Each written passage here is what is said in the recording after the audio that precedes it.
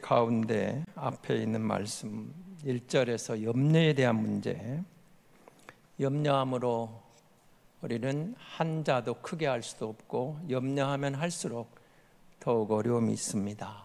그래서 내게 부족함이 없는 경우는 여호와께로 여호와가 나의 목자입니다 라고 고백할 때 목자가 양의 모든 필요를 채워줍니다 이렇게 말씀을 드렸고, 두 번째는 쉼에 대한 이야기를 해서 2절에서 그가 나를 푸른 풀밭에 누이시며 쉴만한 물가로 인도하시는도다.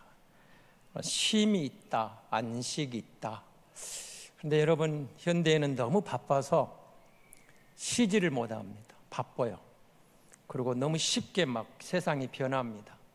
세상이 바뀌어서 거기에 적응하기가 어려워서 집에 와서도 일하기에 바빠요.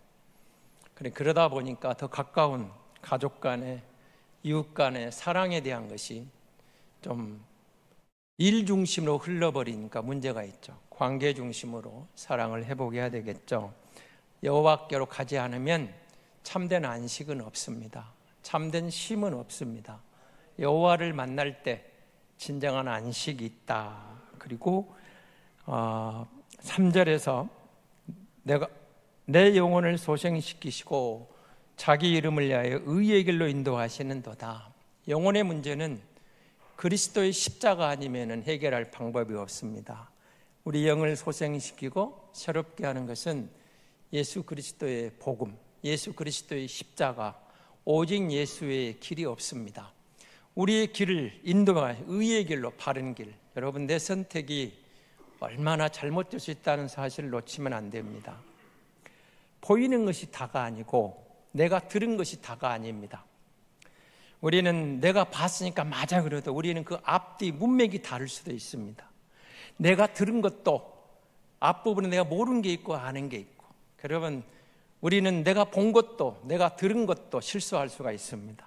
그러나 우리 목자 예수 그리스도는 정확합니다. 한치 흠이 없이, 하나도 착오도 없이 모든 것에 올바른 판단과 결정을 내릴 수 있는 분은 우리 주님밖에 없습니다.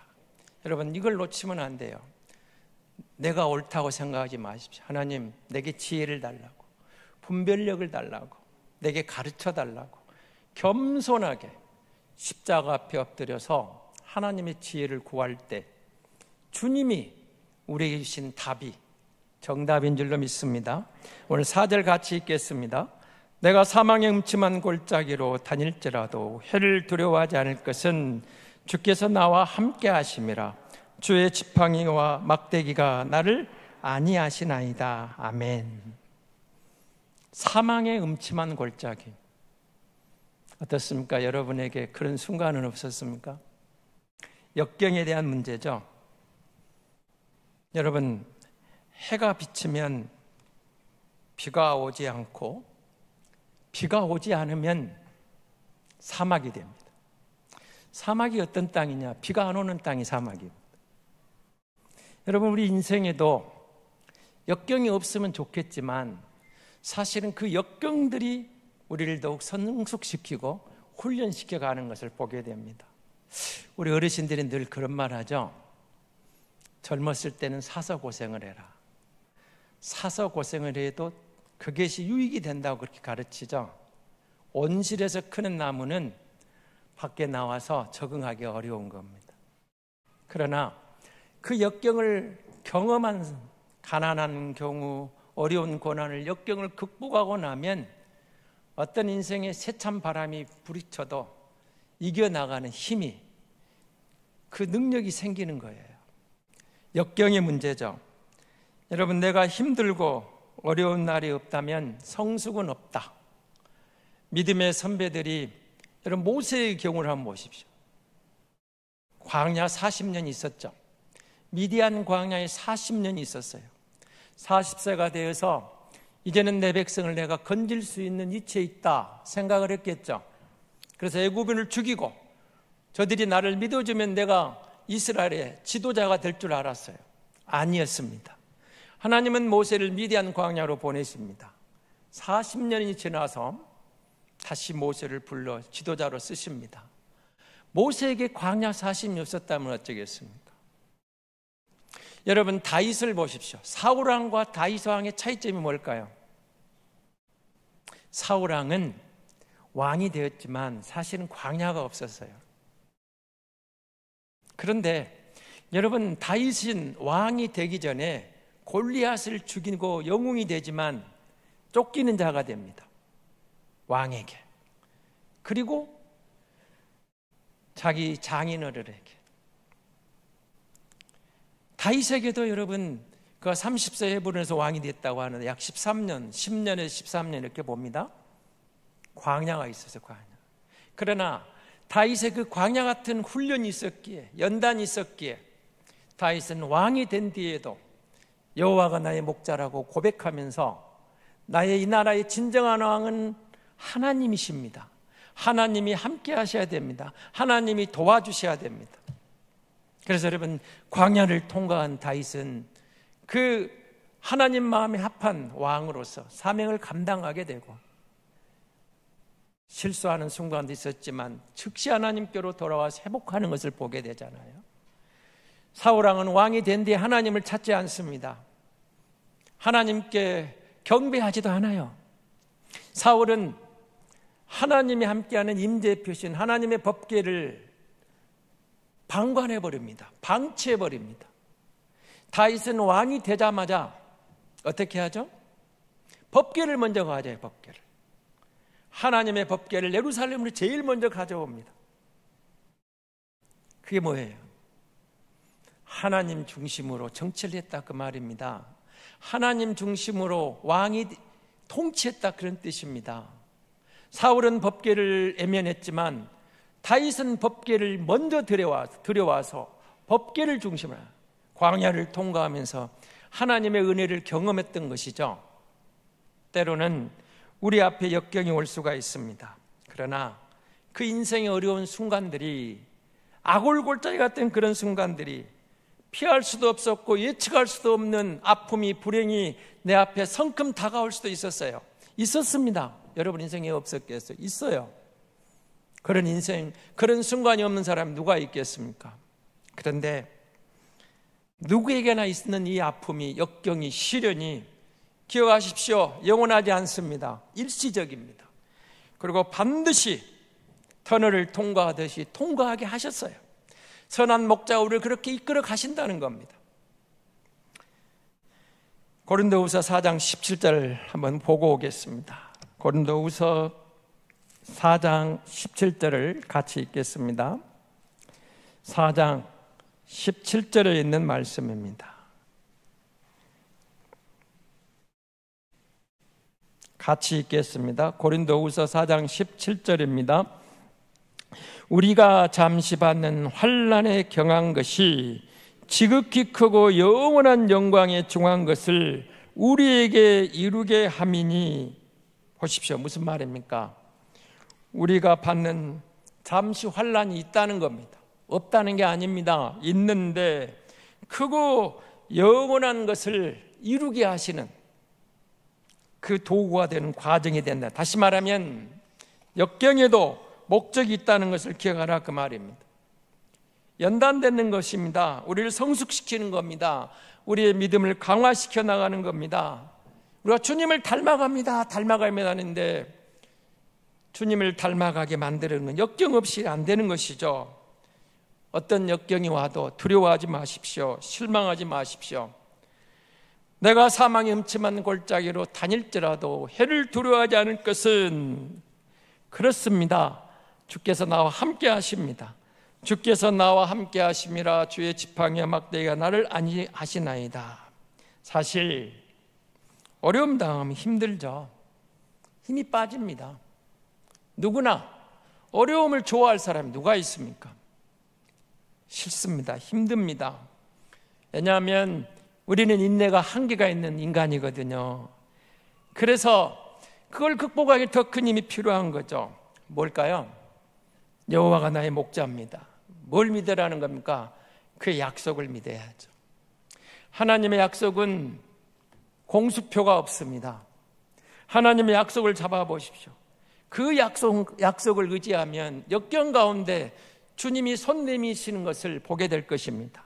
혼자 가는 것이 아닙니다. 목자가 우리 뒤에서 우리를 앞장서 우리를 뒤에서 보호해 가시는 겁니다. 우리를 보호해 주시는 분, 인도해 주시는 분, 그분이 계신다는 겁니다. 우리 인생의 순간순간이 그렇습니다.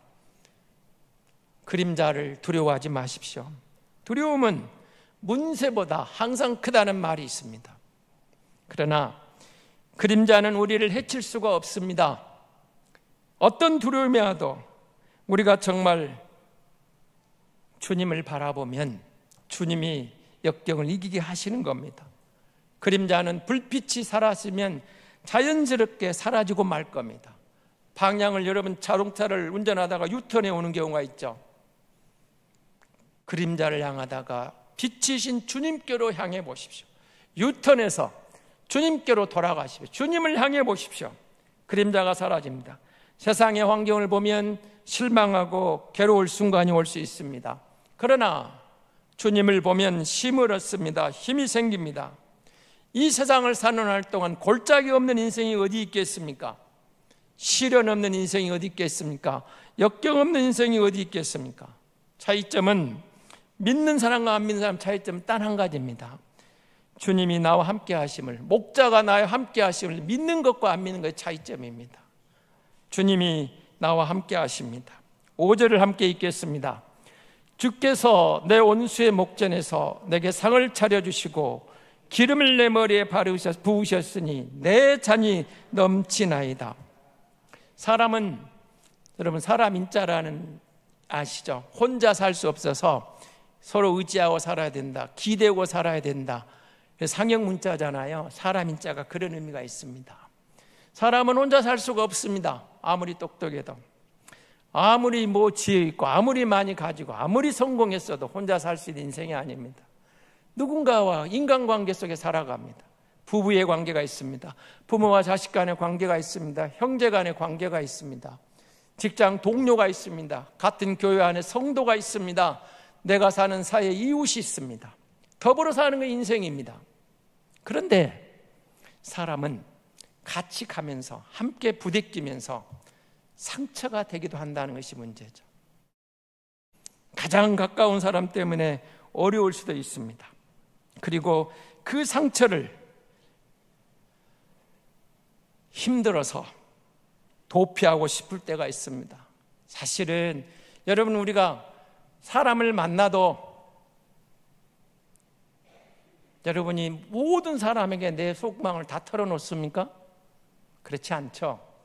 사람을 인간관계, 아는 관계가 되어도 그냥 인사, 고개, 그 정도 하는 관계가 있고, 일상에 좀 차 한잔 마실 수 있는 사람이 있고, 아니면 내 마음의 깊은 속까지 함께 털어놓을 수 있는 관계가 있고, 그렇죠. 깊이가 다를 수 있어요. 깊이가 다 같은 건 아니죠. 누군가에는 상처를 숨기고 싶은 사람이 있고, 누군가에는 내 상처를 다 드러내놓고 싶은 사람이 있습니다. 그리고 늘 말씀드리지만 정말 누군가가 여러분에게 한 사람만, 여러분이 힘들 때, 어려울 때, 애로울 때 언제든지 가도 나를 있는 그대로 이해해주고 알아주고 내 마음에 모든 것을 털어놓을 수 있는 상대가 있는 사람은 행복한 사람입니다.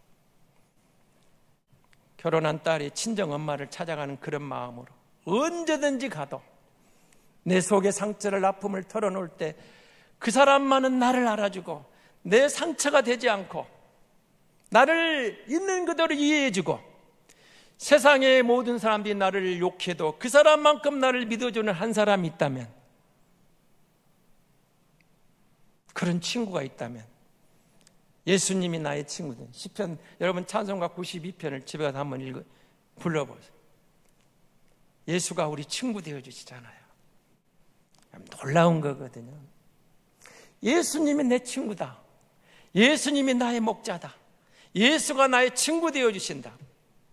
여러분, 세상에 그런 친구 없어도 정말 예수를 목자로 영접했더니 예수가 나의 그런 친구가 되어주시더라, 그 말입니다.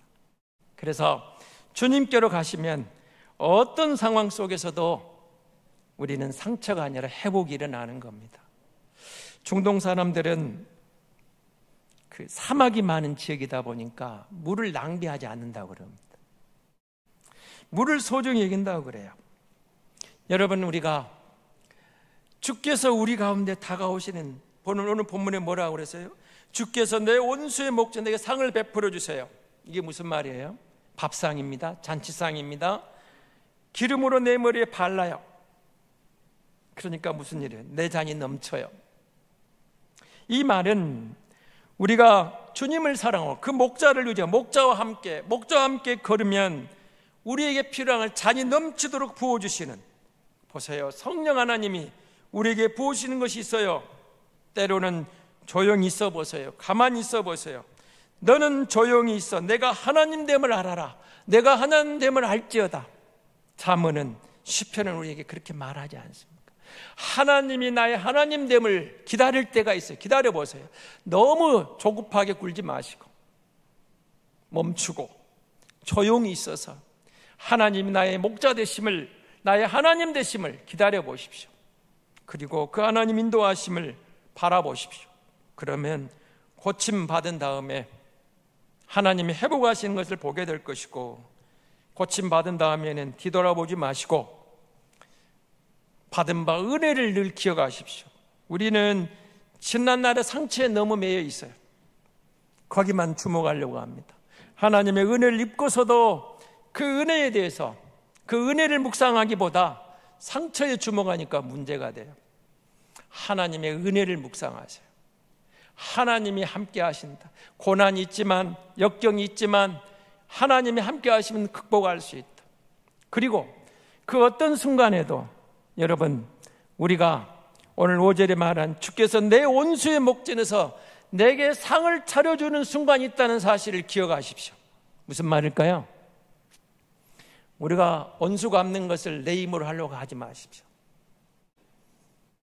인간관계에서 우리에게 많은 사람이 다가오지만 누군가는 상처를 준 사람이 있어요. 왜 없겠어요? 여러분이 상처 준 사람이 있잖아요. 내가 상처받은 게 있어요. 그리고 또 나도 모르게 내가 누군가의 상처를 줬을 수도 있는 거예요. 줄 수도 있는 겁니다. 그게 인간입니다. 본의 아니게 내가 누군가의 상처를 줄 수도 있어요. 때로는 의도적으로 내가 누군가의 상처를 준 일도 있을 수 있어요. 그럼 어떻게 할까요? 하나님께 주목해 보세요. 목자에게 주목해 보세요. 내게 긍정적인 사람도 있고 부정적인 사람도 있어요. 내게 도움이 되는 사람도 있고 나를 힘들게 하는 사람도 있어요. 사람을 보면 실망하지만 그런 순간에도 주님을 바라보십시오. 그리고 하나님께 맡기세요. 내게 긍정적으로 다가오는 사람에게는 하나님 감사합니다. 그를 위해 기도하면 하나님 감사하고, 나에게 힘들게 하는 사람 올 때는 그를 위해 기도해 주고 주님 긍휼히 여겨주세요. 하나님 불쌍히 여겨주세요. 거듭난 성도, 여러분, 거듭난 성도는 누군가를 향하여 악을 품지 않는 거예요. 여러분이 정말 거듭났다면 폭력적이지 않으세요. 거듭난 성도는 폭력적이지 않습니다. 거듭난 성도는 폭언을 하지 않는 겁니다. 거듭난 성도는 온유한 사람입니다. 심령이 가난한 사람입니다. 거듭난 사람이 누구예요? 예수님을 닮아가는 사람들이잖아요. 그러니까 원수에게라도, 나를 힘들게 하는 사람에게라도 악으로 갚지 않는 거예요. 하나님 불쌍히 여겨주세요. 불쌍히 여겨주세요. 하나님 긍휼히 여겨주세요. 하나님의 뜻이 있어요. 사실은 여러분, 우리가 다 알고 있잖아요. 합력하여 선을 이룬다는 말을 모르는 성도가 어디가 있어요? 좋은 것만 합력하여 선을 이룰까요? 아니에요. 좋은 사람을 통해서도, 나를 힘들게 하는 사람을 통해서도 목자를 바라보고 목자를 주목하고 목자를 의지하면 합력하여 선을 이루시는 선한 목자의 그 열매를 보게 되는 거예요. 내가 하면 내가 손해가 돼요. 원수 갚는 것도 하나님께 맡겨요. 악으로 악을 갚지 말라고 하셨잖아요. 그를 위해 기도해 주세요. 불쌍히 여겨달라고, 나를 긍휼히 여겨달라고. 우리가 거듭난 하나님의 백성이잖아요. 이 땅이 전부가 아니고 천국의 주인공이라고 믿고 있잖아요. 그래서 하나님이 좀 기름을 부으신다, 성령의 기름 부으신데, 사실은 여기 목동들은 양들에게 기름을 바르는 것은 벌레나 해안 그런 벌레들 찐득이 같은 거 붙지 못하도록 양에게 기름을 발라준다고 그러거든요. 하나님은 우리에게 성령의 기름 부으심을 통해서 우리를 거룩한 백성으로, 거룩한 당신의 양으로 이끌어 가시잖아요. 그래서 여러분, 우리가 명심해야 할 게 있습니다. 원수 갚는 것을 내가 하려고 하지 마세요. 기도해 주세요. 그리고 그를 위해서도 기도하고, 하나님 내가 잘 감당하도록, 인내하도록. 그리고 이런 마지막 절 봅시다. 같이 읽겠습니다. 내 평생의 선하심과 인자하심이 반드시 나를 따르리니 내가 여호와의 집에 영원히 살리로다. 아멘. 미래에 대한 두려움입니다. 여러분은 미래에 대한 염려가 없습니까? 두려움이 없습니까? 어떻습니까? 우리 노후에 대해서 여러분 잘 준비됐습니까? 내가 오늘 은퇴를 하면 내 남은 노후는 어떻게 되지? 오늘 아침에 장로님한테 물어보니까 올 6월 달에 은퇴한다고 그래서 벌써 그리 되셨냐고 걱정이 되시냐. 연금도 2년 후에 받아야 되는데 누구나 미래에 대한 불안감이 있어요. 내가 이 직장을 그만두면, 내가 여기서 은퇴하면 그 다음 난 어떻게 되지? 불안한 겁니다. 사실은 그 인간이죠. 그런데 주님은 이렇게 말합니다. 다윗을 통해서 내 평생에 선하심과 인자하심이 반드시 나를 따른다고. 하나님의 선하심이, 목자의 선하심, 목자의 인자하심이 양에게 향하는데, 나를 따르는데 어떻게? 내 평생에. 과거에 인도해 주신 것처럼, 현재 함께 하시고 있는 것처럼 미래에도 그거 함께 하겠다는 약속이 있잖아요. 약속이. 목자가 양을 다루는 겁니다. 그래서 내 평생의 선하심과 인자하심이 정녕 반드시 나를 따른답니다. 나를 따르리니 내가 여호와의 집에 영원히 거하리로다. 사랑하는 성도 여러분, 정말 이 말씀을 믿습니까?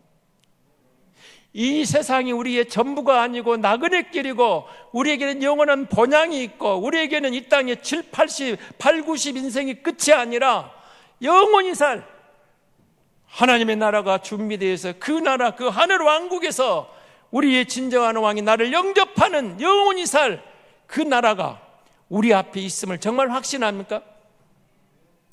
확신하고 사십시오. 목자의 약속은 거짓이 없습니다. 어떤 종류의 어려움이 와도 은혜로 받아들이면 감당할 수 있는 것입니다. 합력하여 선을 이룬다고 우리는 고백했잖아요. 하나님의 은혜가 반드시 따라올 겁니다. 어떤 순간에도 주님께 주목하고 주님을 의지하면 선한 목자가 이끌어 가시는 겁니다.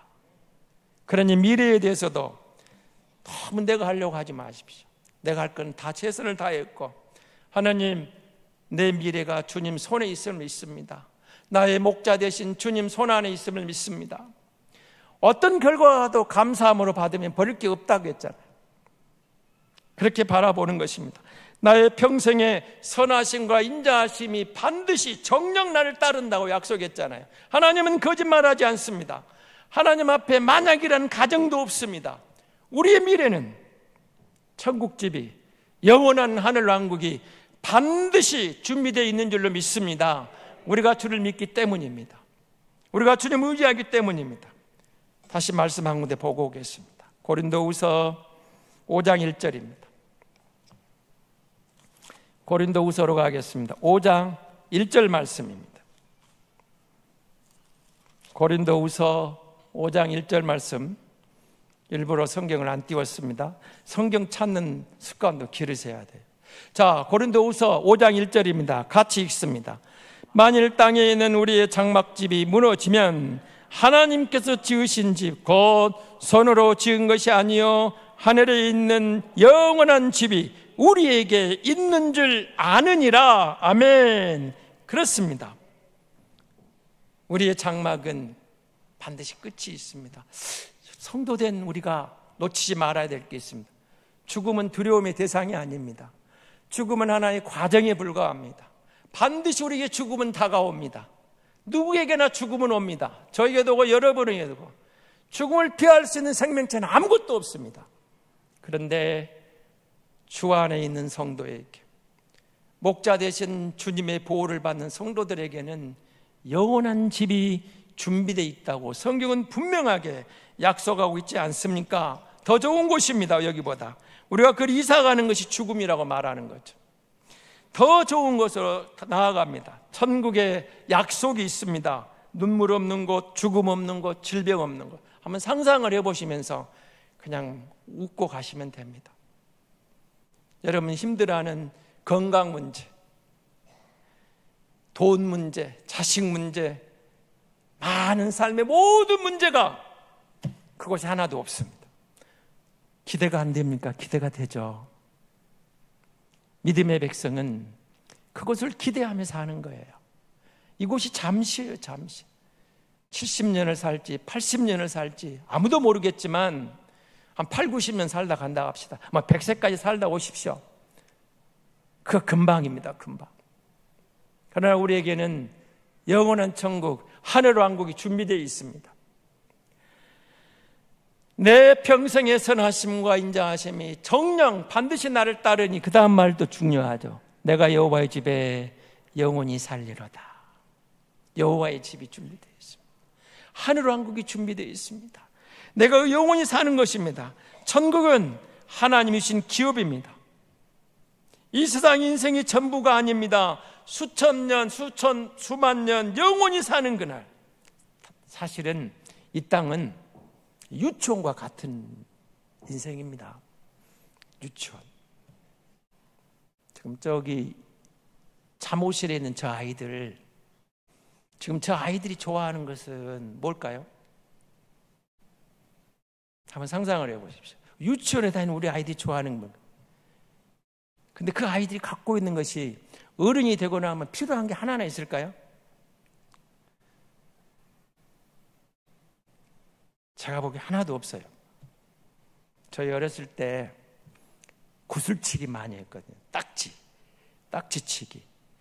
근데 그거 맨날 딱지치기 하고 놀고 구슬치기 하면 그것 많이 마루 밑에 놔둔 부자예요, 부자.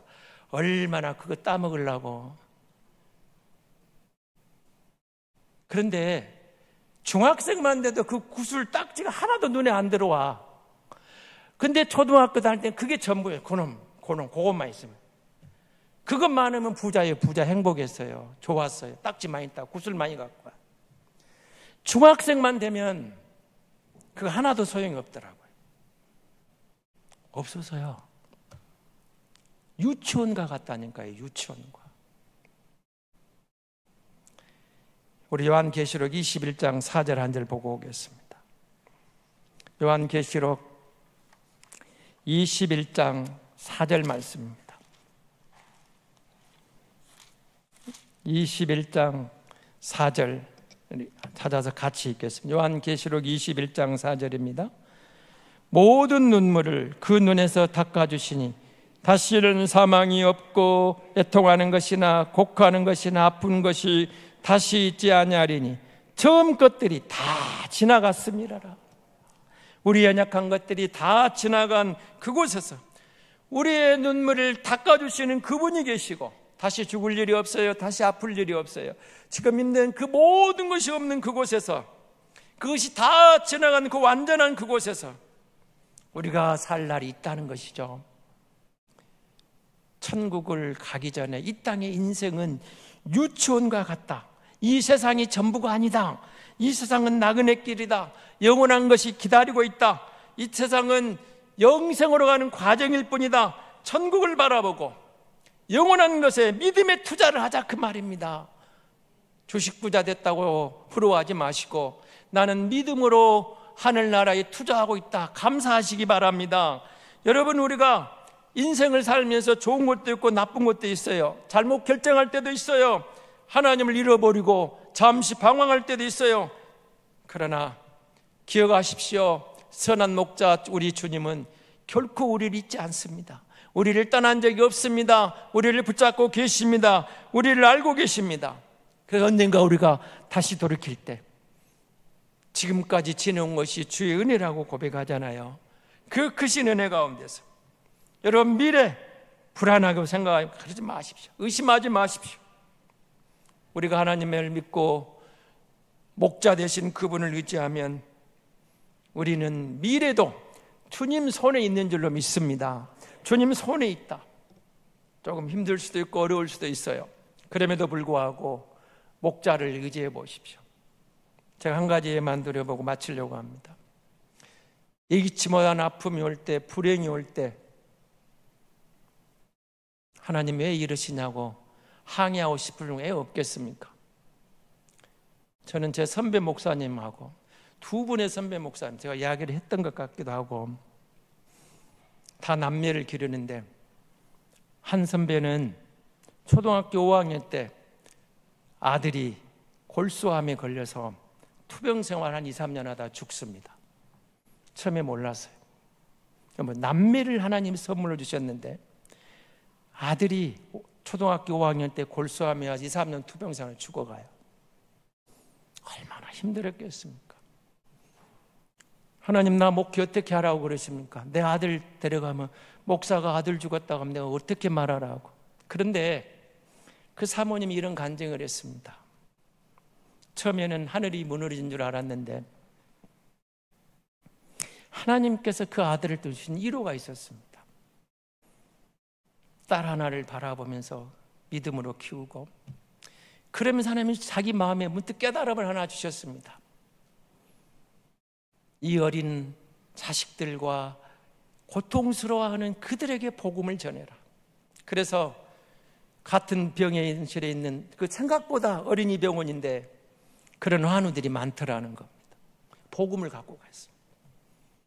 그랬더니 첫 반응이 뭔 줄 압니까? 그 부모들이 이렇게 말했습니다. 당신이 우리 마음 어떻게 알아? 당신도 자식들이 이렇게 아픈 거 봤어? 그러더라는 겁니다.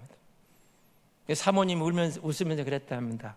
내 아들이 그 병으로 죽었습니다. 그랬더니 그분들이 아무 말도 않더라네. 그리고 복음을 받아들였습니다.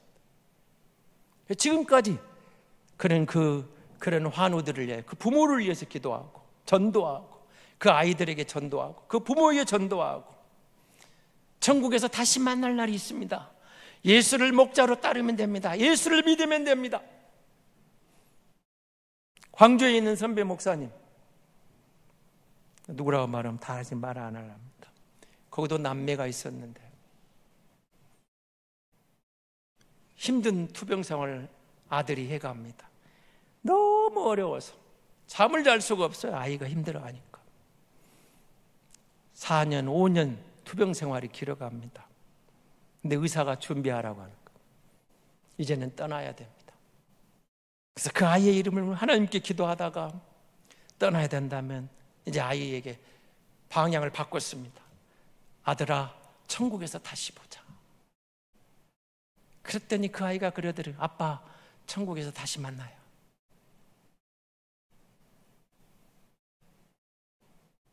그 아이를 떠나보내면서 아버지 마음이, 어머니 마음이 얼마나 힘들었겠습니까? 그런데 하나님이 선한 목자라, 하나님이 한 명의 선을 이루신다, 하나님이 이 아이를 천국에 데려갔으니 내가 천국에서 만난 날이 있다는 믿음이 생기더라는 거예요. 사랑하는 성도 여러분, 우리는 진짜 내일 일을 모르잖아요. 몰라요. 저도 모르겠어요. 제가 내 남은 앞날은 하나님 어떻게 인도하실지. 그렇지만 믿는 게 하나 있어요. 주님이 지금까지 함께 하셨기에 내 남은 날도 주님이 함께 하실 것을 믿습니다. 주님 나를 긍휼히 여겨주시고 어떤 상황 속에서도 주님의 영광을 가리지 않게 하시고, 어떤 순간에도 주님을 주목하고 주님을 의지하고 주님의 이름을 드러내게 하시고 하나님의 영광을 가리지 않게 해주세요. 하나님의 영광을 드러내게 해주세요. 그러면서 그렇게 해주실 또 믿어요. 나의 평생의 선하심과 인자하심이 반드시 나를 따르리니, 정녕 나를 따르리니. 이 약속은 하나님의 말씀이에요. 목자의 약속이에요. 반드시 나를 따릅니다. 반드시 우리를 따릅니다. 하나님의 선하심이, 하나님의 인자하심이 우리의 미래를 책임지시는 줄로 믿습니다. 우리가 그를 의지할 때. 그렇습니다.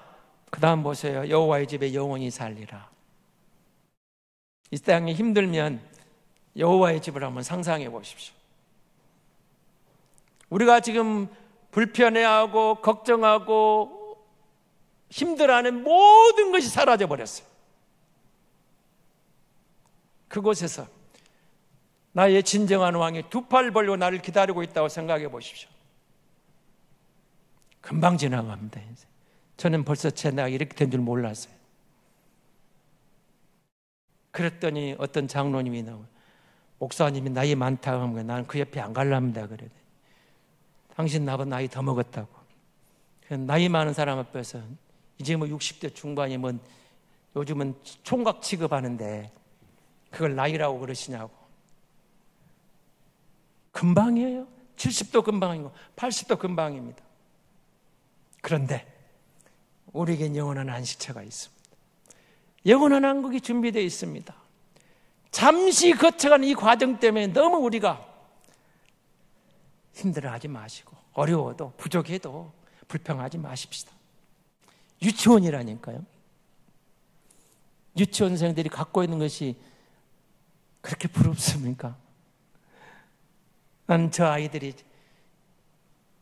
가지고 있는 거 다 줘도 어디다 쓸 데가 없을 것 같은데요. 저거 다 줘도 쓰레기예요. 어디다 쓸 겁니까? 저 아이들이 갖고 있는 것을. 어른이 되니까 의미가 없어지잖아요. 이 세상이 유치원과 같다면 우리에게 영원한 우리의 문제가 사라진 그곳에서 영원히 살 걸 생각해 보십시오. 우리 시편 23편 한번 기억하면서 같이 한번 읽어보고 마치려고 합니다. 같이 읽겠습니다. 여호와는 나의 목자시니 내게 부족함이 없으리로다. 그가 나를 푸른 풀밭에 누이시며 쉴만한 물가로 인도하시는도다. 내 영혼을 소생시키시고 자기 이름을 위하여 의의 길로 인도하시는도다.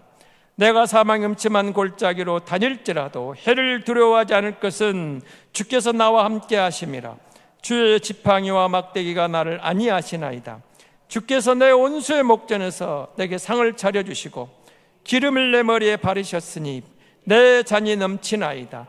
내 평생의 선하심과 인자하심이 반드시 나를 따르리니 내가 여호와의 집에 영원히 거하리로다. 아멘. 하나님 아버지 감사합니다. 여호와가 나의 목자, 선한 목자 예수가 우리의 목자, 내 목자가 되어주시니 감사합니다. 평생의 선하심과 인자하심이 반드시 따른다고 약속하셨으니 지금 부족한 것도 어려운 것도 힘든 것도 아픈 것도 목자의 손 안에서 합력하여 선이 될 줄로 믿습니다. 올 한 해 주님을 더 가까이 하며 선한 목자 예수와 함께